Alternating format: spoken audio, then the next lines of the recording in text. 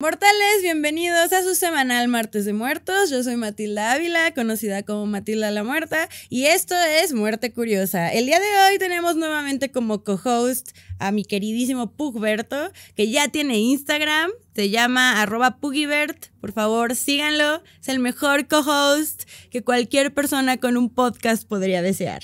Pero bueno, ahora al tema del día de hoy. Yo tenía la sensación de que ya habíamos hecho demasiadas segundas partes. Tenía toda la intención de que este tema fuese en un solo episodio. Sin embargo, es muy extenso. Entonces me vi un poco obligada a extenderlo a 2 episodios. Esta será la primera parte. Y es un tema que me parece pertinente considerando el momento que estamos viviendo en nuestra actualidad contemporánea y los conflictos políticos sociales que estamos viviendo en tiempo real. El día de hoy vamos a hacer una pequeña revisión y visitar nuestra historia a nivel colectivo humanidad y las guerras más sanguinarias que han producido más muertos a lo largo de la historia. Guerras, batallas, como ustedes se podrán imaginar, es una lista bastante larga, entonces intenté hacer una selección que cubriera por lo menos donde hubieran más pérdidas en manera estadística y números, ¿ok? Vamos a hablar de muchas cosas. El episodio de hoy se va a dedicar al mundo antiguo y a el mundo precolonial y también medieval. Muy ligeramente, en el segundo episodio vamos a ver otros temas. Estoy intentando mantener una línea del tiempo que respete el cómo ha progresado la humanidad. Así que bueno, prepárense, este va a ser un viaje largo. Vamos a ver la guerra y sus muertos.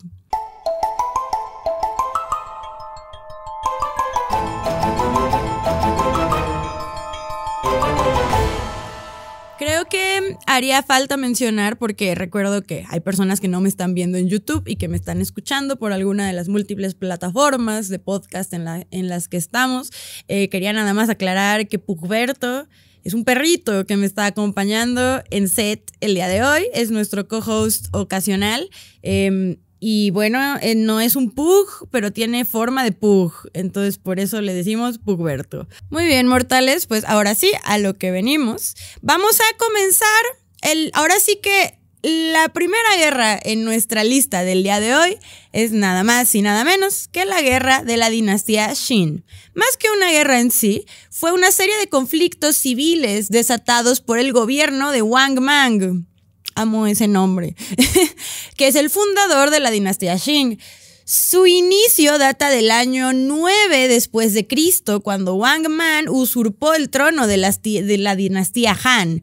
Hay mucho chisme histórico chino, del cual no es muy popular en Occidente, y creo que es muy bueno siempre podernos voltear un poco hacia allá, porque hay cosas muy interesantes como esto. La dinastía Han era la segunda dinastía imperial de China. Y terminaría en el año 27 después de Cristo, cuando finalmente el emperador Wang Wu restauró la dinastía Han. O sea, fueron 18 años de conflicto y de guerra civil y de todos matándose por todos lados para que al final regresara a lo mismo. Es imposible definir el número exacto de muertos producidos por esta serie de guerras civiles, pero se estima un aproximado de 10 millones de muertes, ¿ok? O sea, fue una gran pérdida. Sé que, porque algo que creo que hay que considerar, sobre todo a la hora de escuchar este episodio, es que la población no era entonces la misma que es ahorita, en el sentido de que había menos personas, entonces esos números eran aún más significativos. Bueno, este fue un pequeño ejemplo y ahora vamos a irnos rápidamente. O sea, esto escaló rápido, ¿ok? Porque de esta pequeña situación en China, bueno, ni tan pequeña, como ya dijimos, pasamos a la caída del Imperio Romano Occidental. Y ven, Pugberto ya se puso nervioso porque esto es un tema que a todos nos pone bastante triste.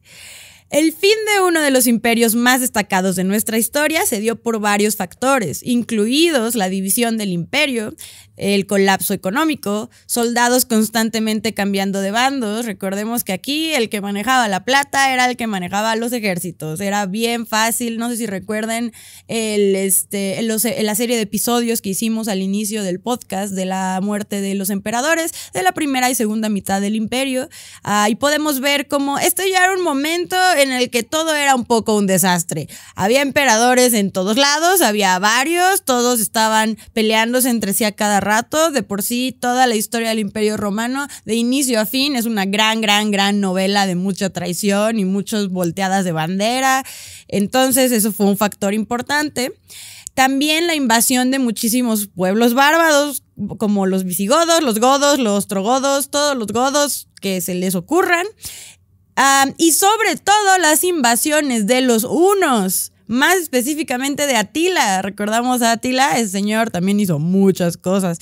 El tristísimo declive del Magno Imperio Romano Occidental se da en el año 476 después de Cristo, cuando el emperador Romulus Augustulus, antes había nombres chidos, ahora todos se llaman como Juan o cosas así, cuando podías llamarte Romulus Augustulus, ¿no? Quiero hacer ese hincapié porque yo realmente creo que ha habido un notable downgrade en los nombres comunes. Pero bueno, fue destituido por el general mercenario germano Odoacer. A partir de este momento, Italia sería nada más y nada menos que un estado más del Imperio Bizantino. O sea, esto es una historia triste porque es la caída del Imperio Romano Occidental, si lo quieren ver así, pero también es como un gran logro para el Imperio Bizantino, que también la verdad es que es un periodo muy interesante de nuestra historia, del cual vamos a hablar un poco, cómo terminó todo eso más adelante, porque claro que a la hora de mencionar las grandes batallas donde hubo muchos muertos, tenemos que hablar de una en particular. Durante todo este proceso que tomó lugar en el siglo IV y V, hubo 1000 guerras y batallas. O sea, de verdad es imposible, bueno, no imposible, pero sería muy extenso enumerar todas las batallas que hubo durante este periodo, a las cuales, a pesar de no conocer los números exactos, se calcula haber producido un total de entre 1 y 5 millones de muertos en Europa Occidental y el norte de África, que pues, como ustedes podrán imaginarse, tampoco es poco. La verdad es que es un territorio que estuvo en constante guerra, sobre todo con esta inestabilidad de gobiernos. Entonces, yo insisto que tenemos que considerarnos personas muy afortunadas, que a pesar de que todos nuestros países, no importa de dónde vengas, ni de dónde seas, ni en dónde vivas, todos tienen problemas de algún tipo, ¿no?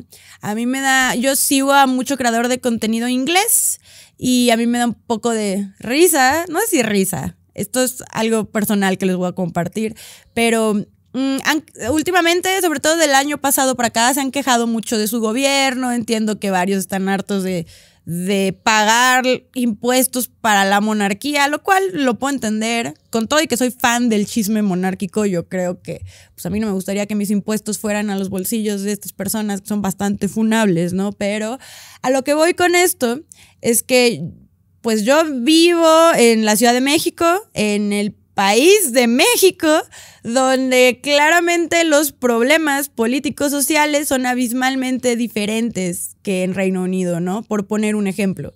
Entonces, a la hora de que estas personas en redes se quejan de su gobierno y de sus primeros ministros y de los impuestos, que claro que tienen derecho a, o sea, no significa que porque en África haya gente muriendo, entonces sus problemas no importan, o sea, no van por ahí.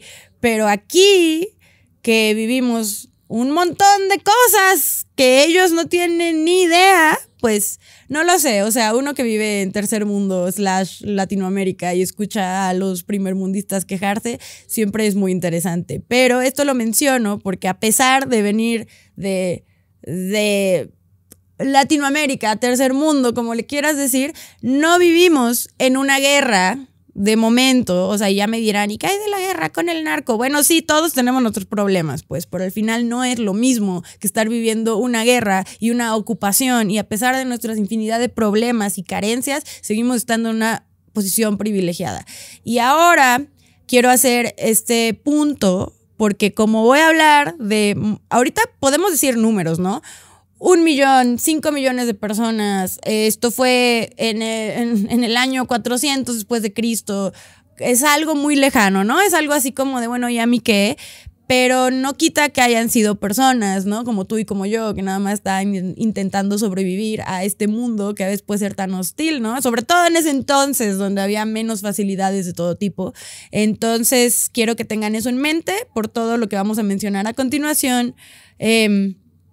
Porque la intención principal de esta serie de episodios es recordar nuestra historia, pues recordar las cosas que hemos hecho y que claramente no nos han salido mal. Porque en la segunda parte de esta serie me gustaría revisitar y comparar un poco los conflictos y las muertes vividas y cómo estamos repitiendo varias acciones, ¿saben? Lo cual yo entiendo que antes no había internet, yo entiendo que antes la historia incluso no estaba al alcance de todos. Sin embargo, ahora es más fácil y ahora me parece que solamente están todos ignorando la realidad.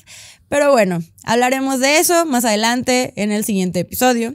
Ahora vamos a seguir con el peor día de nuestras vidas, por lo menos para los que somos fans del Imperio Romano y el Imperio Bizantino.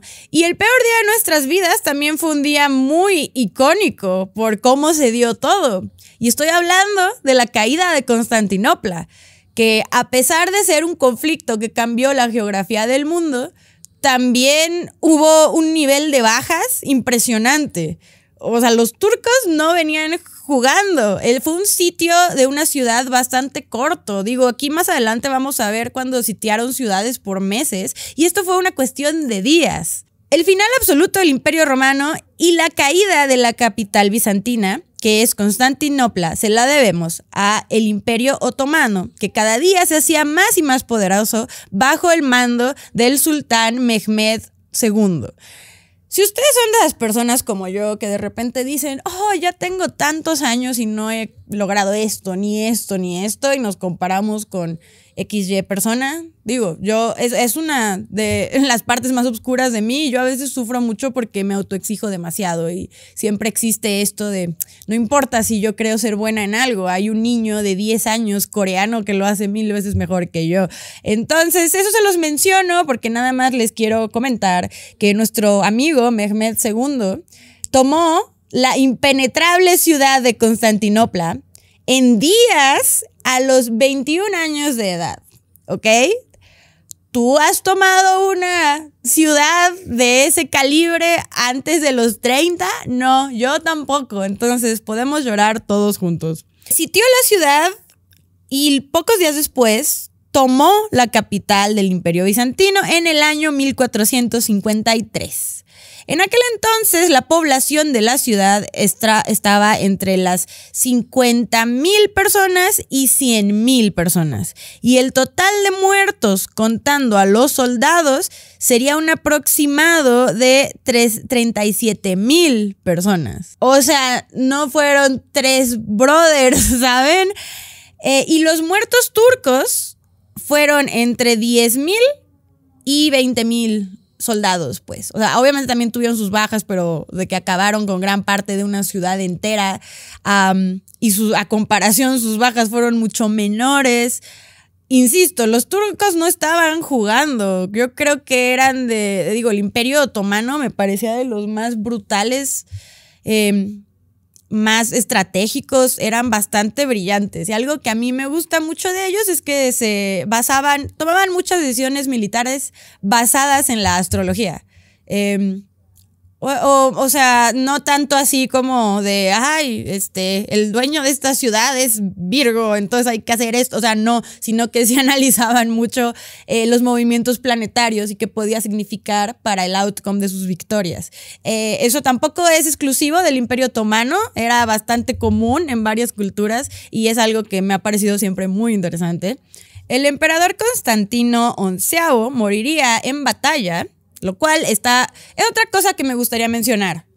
Creo que era una vibra diferente cuando los gobernantes o líderes de ciertos grupos o lugares o ciudades se armaban de valor e iban personalmente al conflicto en los que ellos estaban involucrados. Creo que ahorita es muy fácil sentarte en tu Casa Blanca con tu trajecito y tus martinis y tus amigos a mandar a gente a matarse a otro lado, ¿no? Cuando el problema en realidad es tuyo. Y no hablo solo de la Casa Blanca, pues hablo realmente de cualquier líder político. Antes de menos existía la decencia de ir personalmente a tú también partirte tu madre y no mandar a la gente que no tiene nada que ver con tus problemas realmente. En este caso, el emperador Constantino, Dios nos lo cuide en su santa gloria, murió en batalla. De menos, cayó junto con su ciudad. Y la capital sería convertida en lo que ahora conocemos como Istambul, la capital del Imperio Otomano, ahora actual Turquía. No podíamos hacer esta lista sin hacer una mención honorífica a Gengis Khan y la invasión mongola, cosa que ya hablamos en el episodio que le dedicamos a la tumba de Gengis Khan, pero ahorita lo tenemos que repetir porque una vez más me estoy intentando enfocar en batallas / conflictos que hayan producido la mayor cantidad de muertes. Y bueno, obviamente Gengis Khan fue el que causó la más cantidad de muertes de todo, por lo menos proveniendo de un solo gobernante militar. O sea, la verdad es que estaba muy cañón nuestro amigo. Las campañas militares mongolas lideradas por Gengis Khan tras la unificación de las tribus mongolas comienza en el año 1209 y termina en el año 1227. O sea que fueron solamente unos 18 años de terror y muerte y todos muriendo por todos lados. Como ya mencionamos anteriormente en el episodio de la tumba de Gengis Khan, los mongoles casi se cargan a toda la población de Euroasia. Fueron los más ecológicos, si lo quieren ver así, reducieron la huella de contaminación. Hasta el aire se sentía más ligero, pues porque mataron a absolutamente, bueno, no, a ver, no mataron a todos, pero vamos a los números, pues. Terminaron con las vidas de entre 30 y 60 millones de personas. O sea, no es poco. Entre sus batallas más notorias, pero también más sangrientas.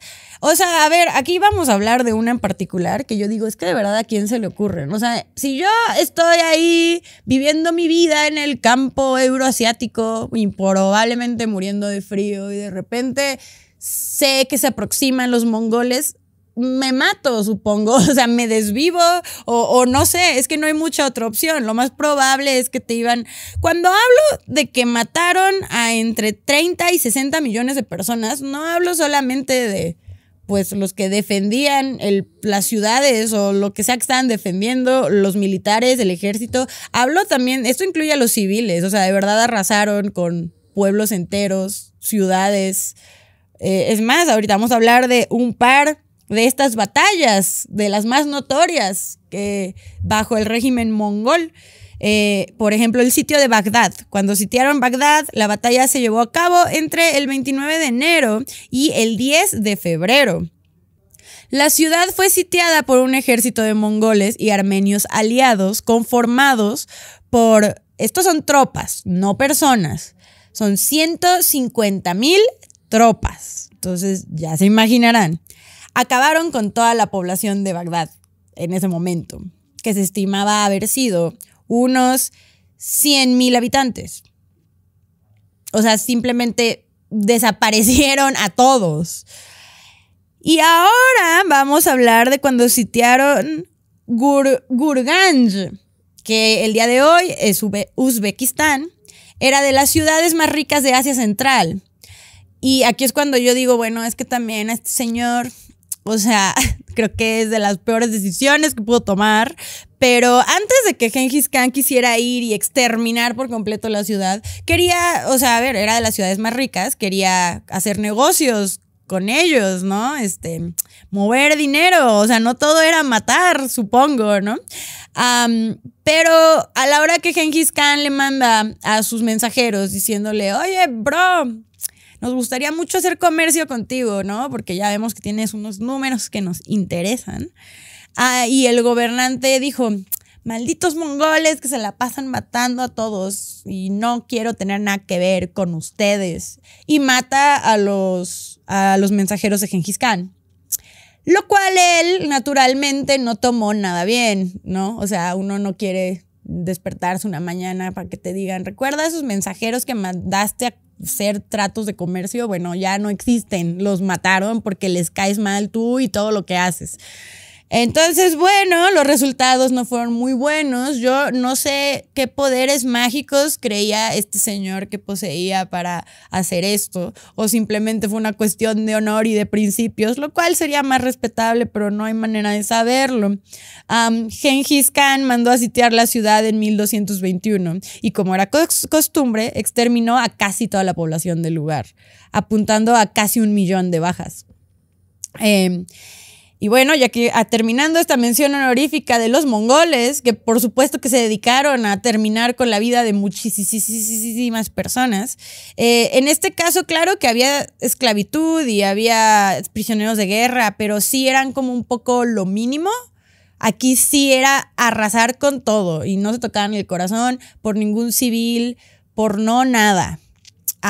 Y esto, más que conflictos, digo, obviamente esto desató muchos conflictos, pero la unificación de las tribus mongolas tenían una necesidad más que estar defendiendo un territorio, más que haber tenido un tema personal con algún gobernante aledaño, era esta motivación de conquista, de expansión del imperio, que al final no es exclusivo de los mongoles. ¿Qué imperio no ha dicho quiero más y quiero expanderme más y no importa a quién mate o a quién arrase con que este sea mi territorio? Al final todo sigue siendo por razones que pues tú dices, ok, y el resto de la población, ¿qué culpa tiene de tus ambiciones territoriales? Bueno, ahora vamos a inaugurar el periodo medieval con las peores guerras de esta etapa. Vamos a hacer una mención a un personaje del cual vamos a hablar más adelante, porque su tumba tiene todo un rollo alrededor de ella. Y ya saben que a mí me encanta hablar de las tumbas malditas. Y recuerdan que hablamos ya de la de Gengis Khan. Bueno, este brother era el más grande fan de Gengis Khan, tanto que él insistía. También hablamos de que gran parte de la población mundial al día de hoy, bueno, no gran parte, pero un porcentaje, todavía es descendiente pseudo directo de Gengis Khan, ¿no? Y que en este entonces todavía era más común que todos fueran parientes de Gengis Khan porque le encantaba repartir hijos por todas partes, ¿no? Entonces este señor, estuvo chistoso esto, porque él insistía que él era descendiente directo de Gengis Khan, o sea, era su más grande fan y todo, y él no lo era. O sea, seguramente todos los demás sí, pero él no. El que decía que lo era, no lo era. Chistosamente. Y estoy hablando de Timur, que es el nombre por el que se le conoce a Tamerlane, ¿ok? Que era un militar turco-mongol, o sea, chéquense, turco-mongol, tenía lo mejor de ambos mundos, por eso se convirtió en la persona que se convirtió, quien decía falsamente ser descendiente de Gengis Khan. Como ya les dije, era el mayor fan de todos los descendientes que dejó, más en ese momento. Él no era uno de ellos, pero bueno, le encantaba decir que sí. Y él fundó el imperio timúrida, que abarcaba Asia Central, parte de Asia del Sur y gran parte de lo que hoy sería Irán. Su goal, básicamente, era restaurar la gloria del imperio mongol, porque pues él era muy fan y pues él era mitad mongol y pues porque según él Gengis Khan era su papá, ¿no? Bueno, no su papá, pues, pero ya me entendieron. Pero de manera independiente. ¿Qué quiere decir esto? Que él actuaba solo, no bajo las órdenes de ningún Khan, ¿no? Que todavía existía el concepto del Khan. Fue responsable de varias masacres en el ya mencionado territorio, tales como el sitio de Delhi, la masacre de Isfahán, la de Bagdad, pobre Bagdad, les fue muy mal, y la de Damasco. Para no hacerles el cuento más largo, este señor fue responsable de la muerte de casi 20 millones de personas, convirtiéndose en los personajes más temidos e imponentes de nuestra historia hasta su muerte en 1405.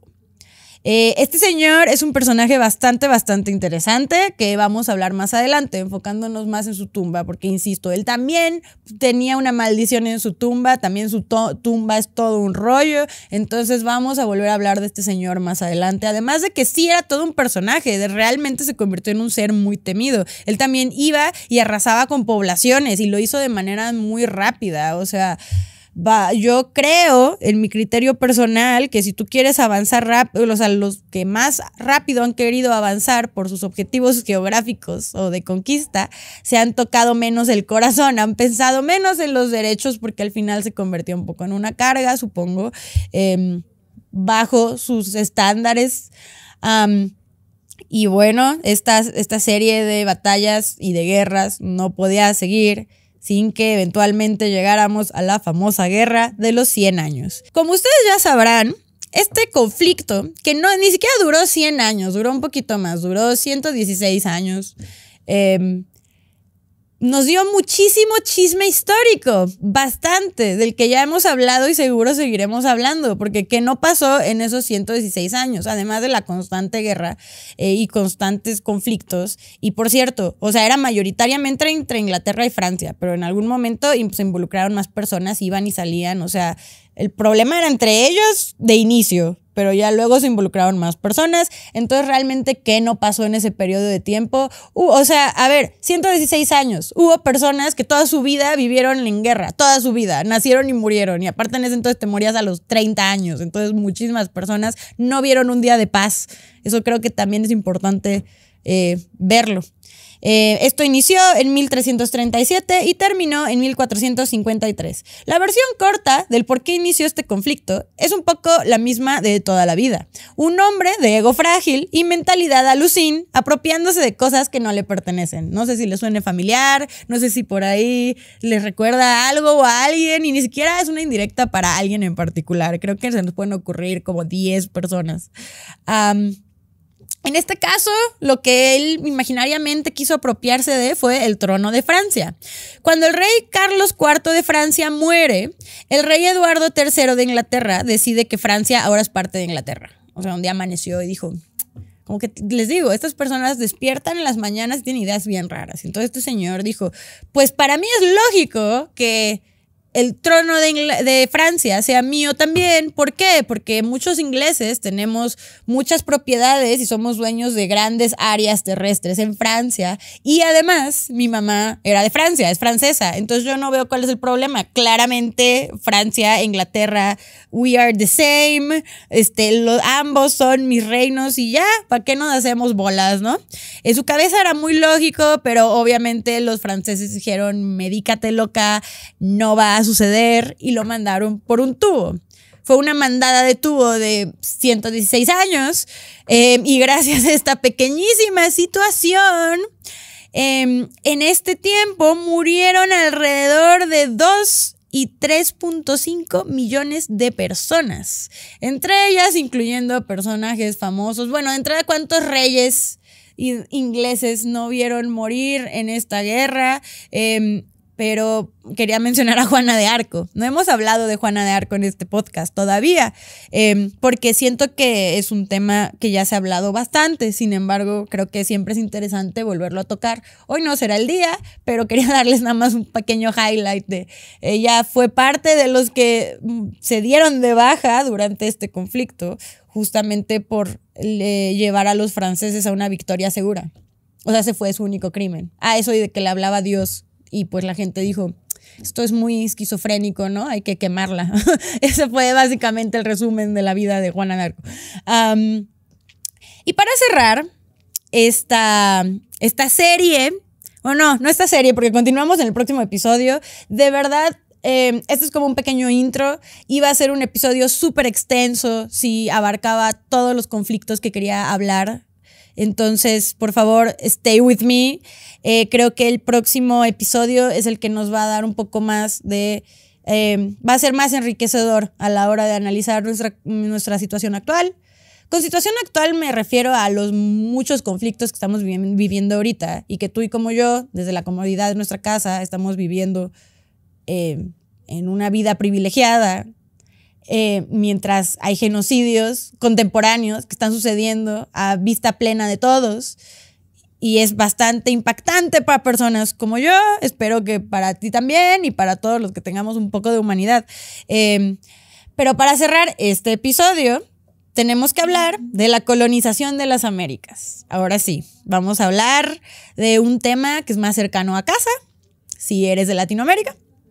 Érase una vez, un día cualquiera, de 1492, un señor que conocemos por el nombre de Cristóbal Colón llegó a tierra firme después de navegar por muchísimas semanas y dijo, yo lo sabía, qué maravilloso, yo siempre supe que podíamos llegar a las Indias por otro lado.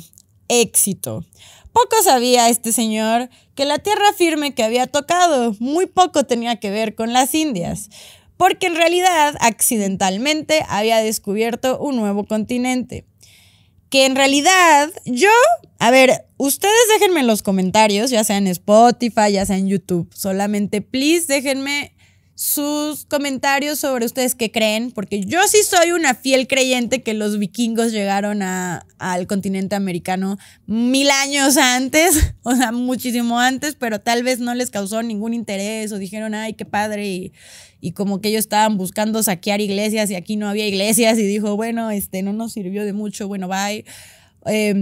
Es una historia obviamente más compleja. Existe la teoría de que el mismísimo Eric el Rojo fue el que llegó y descubrió América, que igual y sí llegaron y ni siquiera supieron que llegaron a otro lugar. Eso también es una teoría, pero por mi respeto y fe en los vikingos, yo no me parece tan descabellado que se hayan llegado, pero por falta de interés o de conocimiento no les haya parecido la gran cosa. Sí me parece que podría ser posible, sobre todo porque sus conocimientos y habilidades marítimas eran bastante superiores para la época.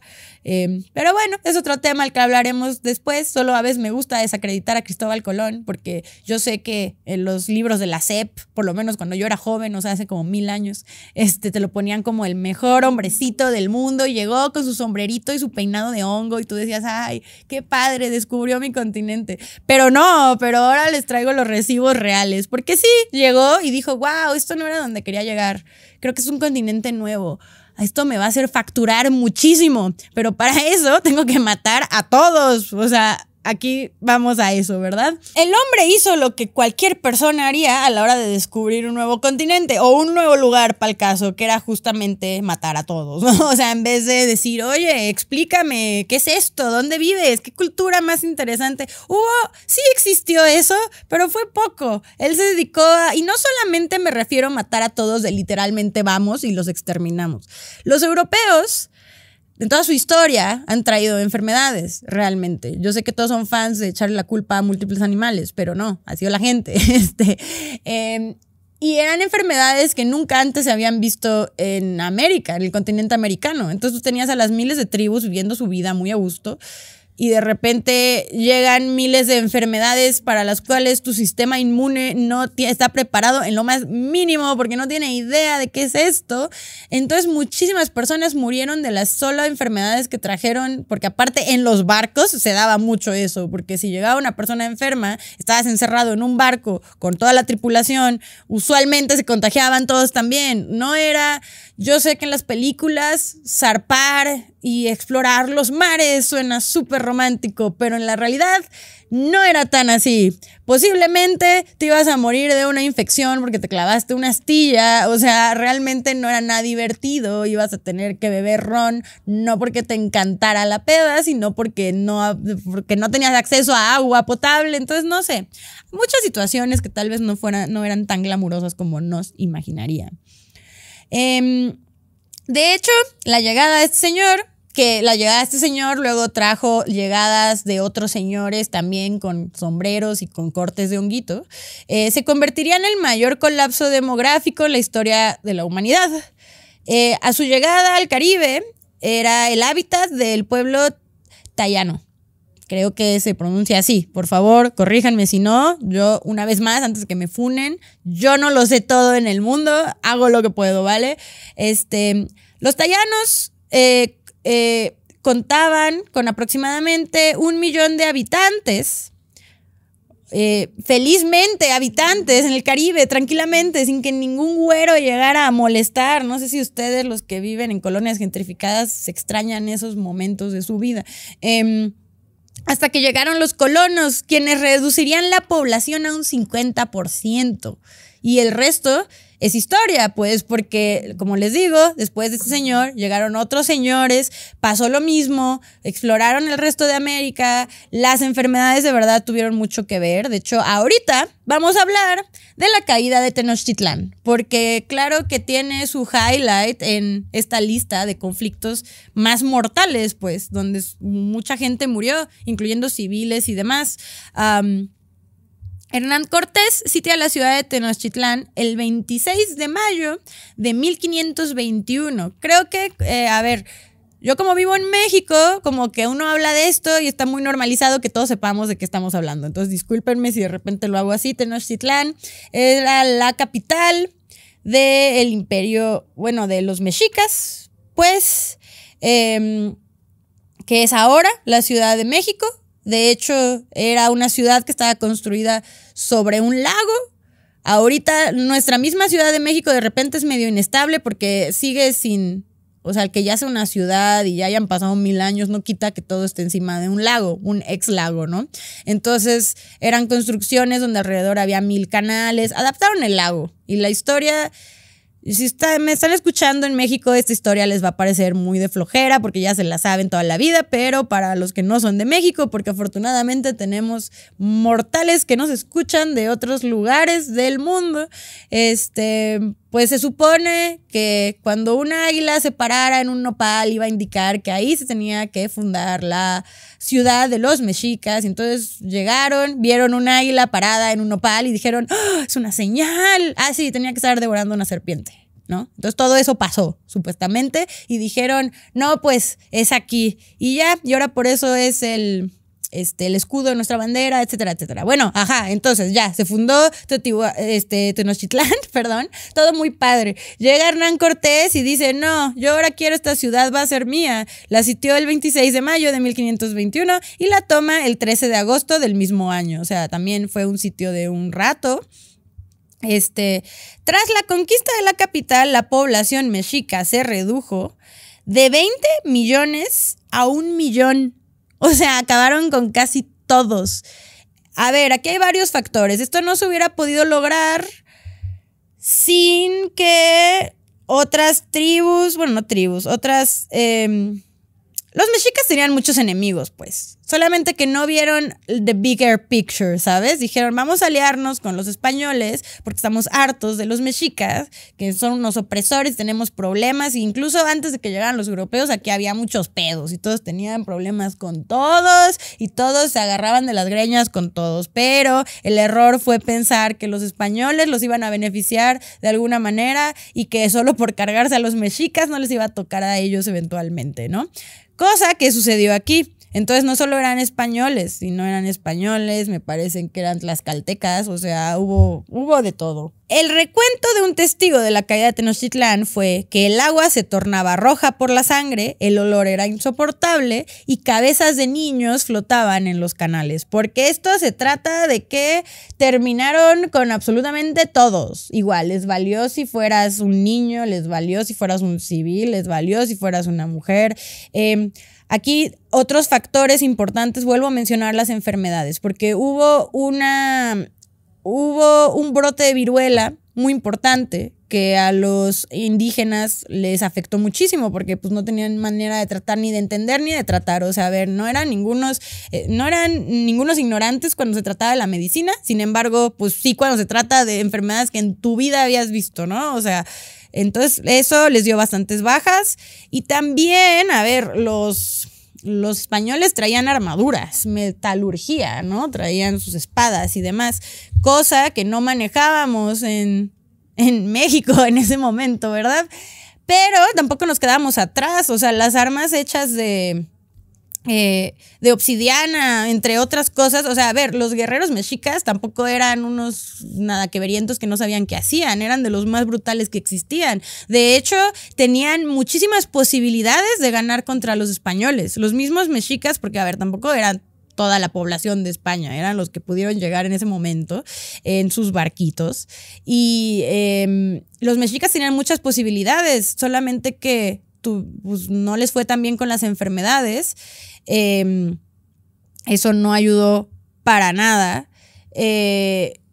Y también, o sea, lo que quiero decir con esto es que tampoco es que los mexicas no tuvieran idea de nada en cuestiones de guerra y que no se pudieran defender. Al contrario, si no hubiera sido por esos otros factores externos, hubieran tenido muchísimas posibilidades contra los españoles, porque incluso en combate, con todo y sin tener armadura, eran muchísimo más experimentados que estos otros señores barbones. Y el mismo Cortés contó que no se podía caminar más que sobre cadáveres después de la caída de Tenochtitlán. Durante la defensa de la ciudad se perdieron unas aproximadas de 300,000 vidas. Esto es nada más lo de en la caída de Tenochtitlán. Cuando menciono de que de 20 millones a 1 millón se redujo la población mexica tras la caída de Tenochtitlán.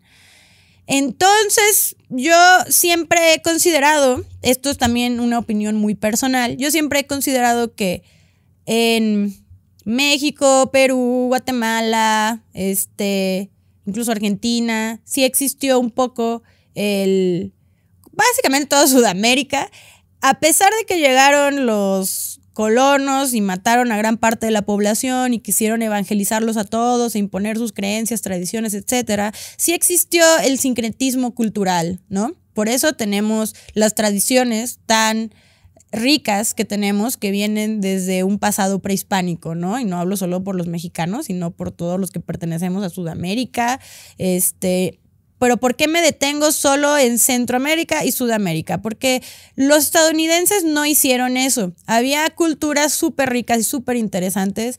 Los indios norteamericanos me parece de las culturas más avanzadas para su época, en muchos aspectos. Creo que era de las culturas más bonitas. Sin embargo, los pregringos llegaron a exterminarlos a todos. La opción de secretismo cultural se descartó automáticamente. Ahora los pobres viven sitiados en casinos en alguna parte del desierto en Nevada. O sea, no se pudo lograr el sincretismo al nivel que lo hicimos en el resto del continente.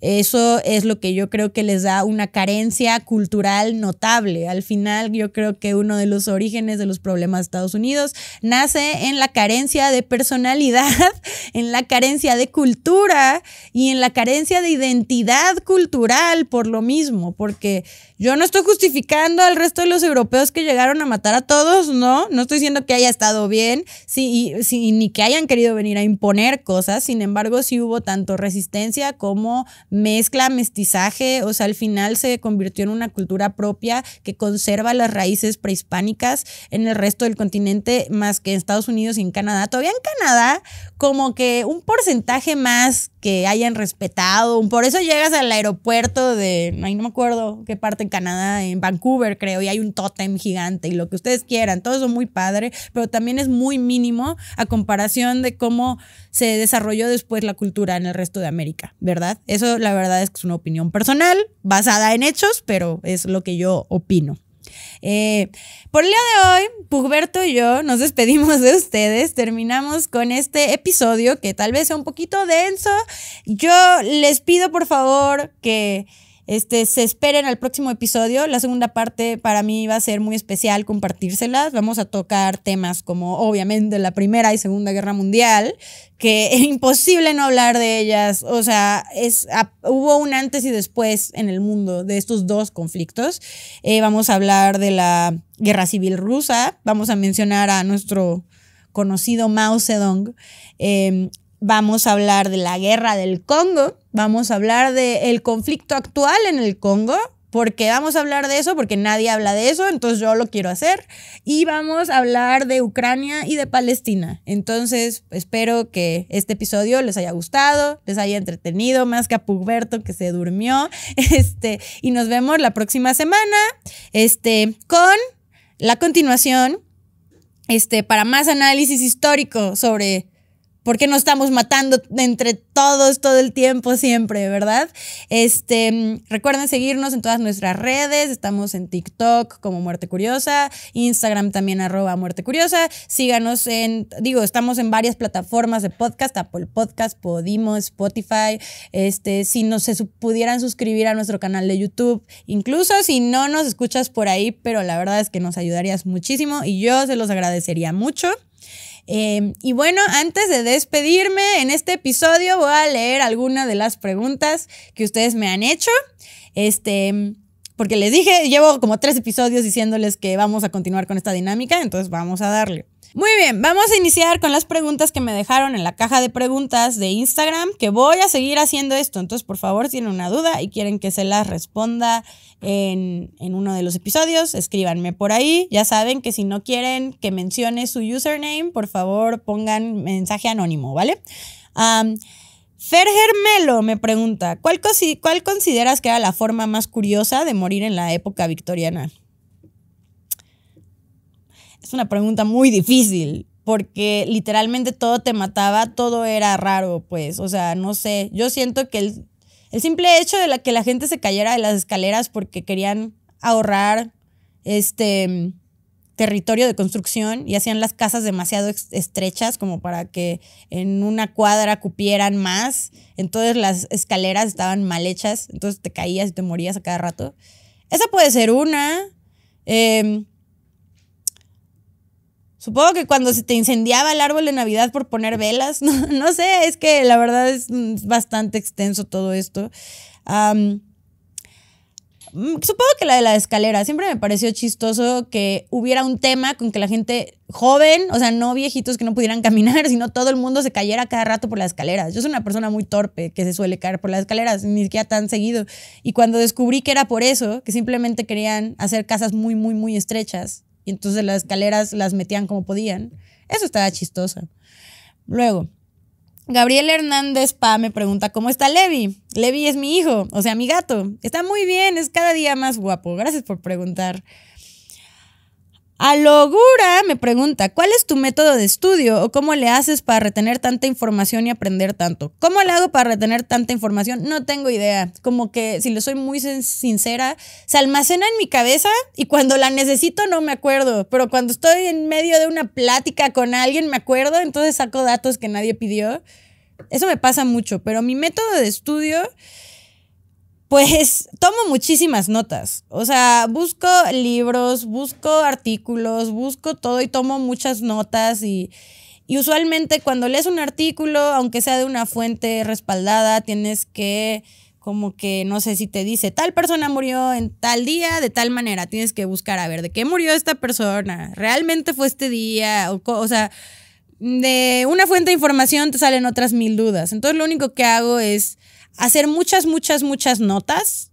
Todo lo hago a mano. Yo soy una persona muy tradicional. Digo, luego lo paso al iPad, pero todo lo hago a mano. Tomo muchas notas. Luego hago como mapas mentales para ubicar las cosas de, bueno, oficialmente tal persona nació en tal día, murió en tal día, fue por tal razón, los diagnósticos fueron tal, shalala. Hago una pequeña línea del tiempo y luego lo transcribo todo en lo que se convierte en el guión de Muerte Curiosa. Ahora sí que lo paso todo en limpio, porque mis notas, la verdad es que nadie las entiende más que yo. Son un desmadre, está todo por todos lados. Y bueno, pues a veces son 2 días de investigación previa antes de grabar. Depende del tema también. Hay temas que son mucho más complejos o que tienen mucho más ramas que otros, ¿no? Porque hay unos que yo toda mi vida, que he sido muy curiosa y siempre he recopilado ese tipo de información porque es lo que más me apasiona y lo que más me gusta. Hay cosas que viven ahí flotando libremente en mi cabeza, más no tengo todos los detalles, entonces luego me acuerdo como de, claro, existía este caso de esta persona que murió de tal manera curiosa, y ya la busco y ya busco todos los detalles. De cómo retener tanta información en mi cabeza, supongo que como tengo la investigación fresca, me es más fácil explicarla. Sin embargo, sí lo almaceno en la biblioteca mental, pero a veces se me olvida, a veces ni me acuerdo cómo llegar a mi casa del Metrobús, ¿saben? O sea, yo tampoco soy la más hábil mentalmente, siendo muy honesta, pero eso es realmente lo que hago para investigar. Luego, me preguntan, ¿cuál es el instrumento de tortura favorito? Me pregunta Luz.90, discúlpenme. Eso también Es complicado. Les voy a decir algo, yo en lo particular no soy fan de la tortura y no lo digo desde un punto de vista humanitario de no, nadie debe sufrir, no, o sea, al contrario, yo me pongo, entiendo que hay que torturar para sacar información y demás, pero por ejemplo, ¿cuánta gente, esto tal vez suena un poco enfermo, ¿no? Pero ¿cuánta gente no me ha dicho como de no, si no tuvieras tú la oportunidad de torturar a alguien que odias mucho o así?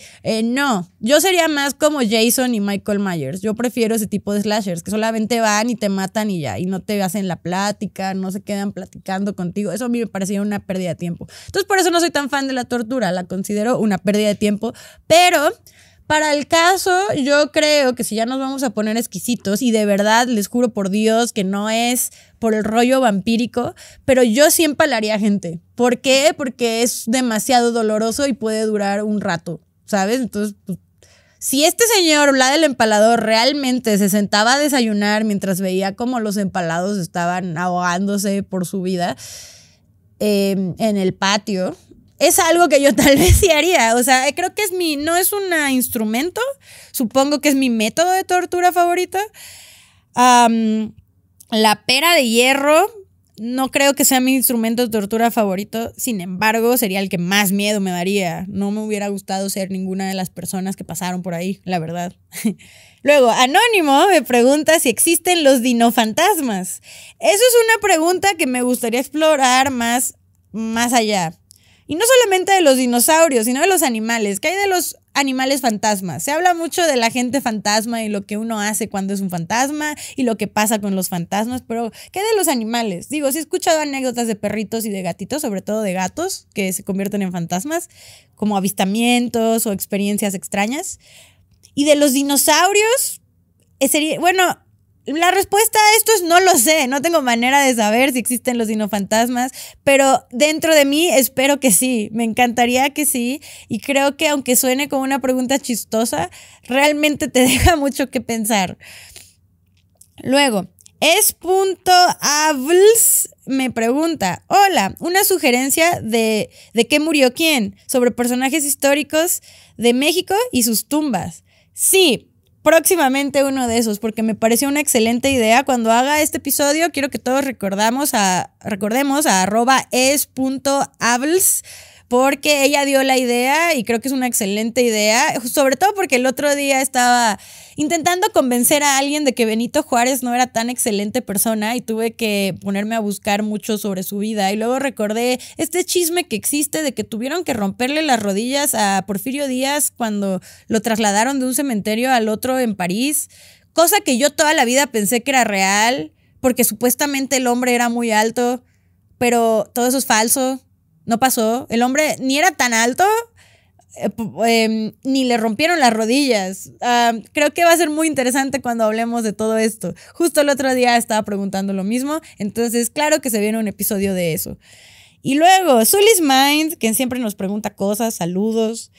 ¿No te gustaría platicarnos sobre los sacrificios humanos prehispánicos? Por supuesto que sí, está en mi lista de temas pendientes. De hecho, creo que en un episodio anterior ya lo había mencionado, porque hay mucho que hablar, y no creo que vaya a hablar solamente de los sacrificios prehispánicos en México, sino en el resto del continente, porque todas las culturas prehispánicas practicaban esto de una u otra manera. Los incas también tenían cosas muy locas, entonces por supuesto que vamos a hablar. Y aparte me parece que sería muy irresponsable de mi parte, viviendo en donde vivo, no tenerles una información bastante rica y respaldada, entonces lo quiero hacer muy bien. Y finalmente, Vicrov.d. Hola, me gusta tu trabajo y contenido, gracias. ¿Cuál sería tu tumba favorita que conoces o quieres conocer? Ahora que hablábamos de cómo murió quién, me gustaría conocer la de Dante. La de Dante se ve increíble. Me emocioné mucho cuando fui a la de Nelson, pero fue más por la emoción de ir a ver a Nelson y porque la primera vez que lo intenté hacer estaba cerrado y no pude, y eso me causó frustración. La verdad es que la tumba de Napoleón en Los Inválidos es demasiado alucinante, ¿no? Pero es como una gran demostración de grandeza, no es como que físicamente me parezca la más bonita. O sea, es muy bonita, pues, pero es nada más, todo es demasiado enorme y donde voltees hay caras de Napoleón en todos lados y hay como, bueno, no pinturas, pero hay figuras de Napoleón labradas alrededor de la rotonda donde está su súper mega sarcófago, donde está Napoleón todo mamado, viéndose así como el más heroico de la vida. Entonces es toda una experiencia porque es como ver como la mayor demostración de grandeza funeraria. Pero supongo que si vamos a hablar de las tumbas más impresionantes que he visto, será el Taj Mahal, porque tuve la oportunidad de visitar el Taj Mahal, que es una tumba, y pues la verdad es la tumba más grande que he visto y que creo que veré. Y la que más me gustaría visitar en la vida es el mausoleo de Frogmore, que ya les había comentado, el mausoleo de la reina Victoria y del príncipe Alberto. Yo creo que ese es como mi goal. Y la de Vlad Tepes, que está en Italia. Por alguna razón, me gustaría también indagar un poco más sobre eso. Me gustaría mucho ver la tumba de Vlad Tepes, sobre todo por todas las características geográficas que tiene, que está muy curioso. Pero me encantaría ver el mausoleo del príncipe Alberto y la reina Victoria. Eso sería para mí lo máximo en la vida. Y la tumba de Edgar Allan Poe. No he tenido la oportunidad de ir. Entonces, no me encanta ir a Estados Unidos porque ya saben que me gusta hacer protesta personal. Pero eso es algo que tengo que hacer. Antes de un día decidir no volver a Estados Unidos jamás, tengo que ir a visitar la tumba de Edgar Allan Poe porque es de mis autores preferidos en la vida. Pero sí, yo creo que las más impresionantes que conozco, sin duda, es el Taj Mahal, que pues te sientes el ser más pequeño del mundo al lado de eso. Entonces, miren, amigas, si cuando ustedes mueren su marido no les va a construir un Taj Mahal, la verdad es que mejor nadota, ¿ok? Quiero que tengan muy presente eso en sus estándares. Pero bueno, esto ya se convierte casi en un episodio de 1 hora. Entonces, para no aburrirlos más, nos vemos la próxima semana con la segunda parte de La Guerra y sus muertos. Espero lo hayan disfrutado y nos vemos en el próximo Martes de Muertos.